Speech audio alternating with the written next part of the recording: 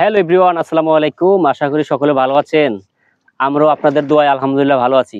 আমরা এখন নৌকা দিয়ে ঘুরবো, তো ঘোরার জন্য আমরা বের হয়েছি।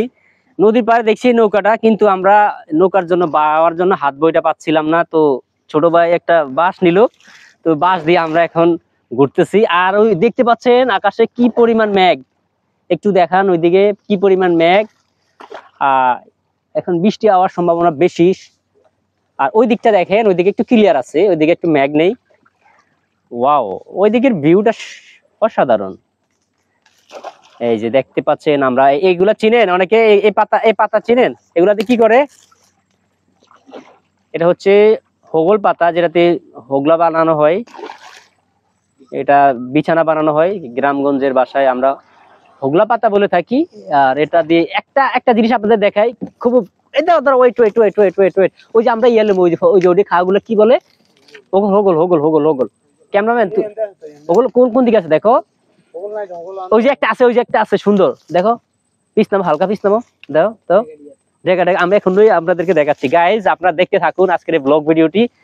চমৎকার একটা জায়গা চলে আসছি, ভয়ঙ্কর সুন্দর। ওই দিকটা খুবই, এই যে দেখতে পাচ্ছেন, এই মাত্র এটা পাতা থেকে, তুমি শক্ত করে দাঁড়াও, এটা পাতা থেকে নিয়েছি। এটা অনেকে চিনেন কিনা জানি না, এটাকে রেনু বলে। এটা এখনো কাঁচা, যদি এটা ফোটে অনেক সুন্দর হয়। আমি আপনাদের খেয়ে দেখাচ্ছি। ওয়াও ওয়াও, হোগল পাতার রেনু। ক্যামেরাম্যান, তুমি কি খাবা? এই নাও। এই যে এটা হচ্ছে, বুঝলি না, কাটালাম কো।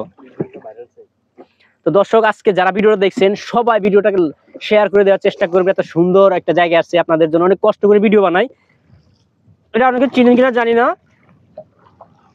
এটা হোগল পাতায় ধরে, এটাকে রেনু বলা হয়।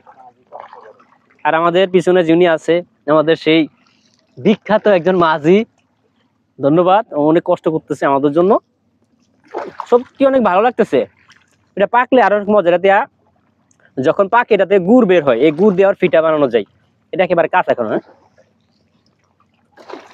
ওই দিকে লজ যাইতেছে, ভয়ঙ্কর সুন্দর। নদীতে পানি উঠে গেছে, নৌকাতে পানিগুলো ফেলে দিই। আমাদের ভোলা জেলার প্রকৃতি খুবই অসাধারণ, অন্যান্য জেলা থেকেও খুবই সুন্দর। ও মাই গড, নদীতে প্রচুর পরিমাণ ঢেউ আছে। সমস্যা নাই, আমরা ভোলার ছেলে, আমরা কখনোই ঢেউগুলা ভয় পাই না, ইনশাল্লাহ। এই বিশেষ করে আমাদের মাঝির জন্য একটু কষ্ট করবে। মাঝি, তুমি একটু ভালো করে চালাও।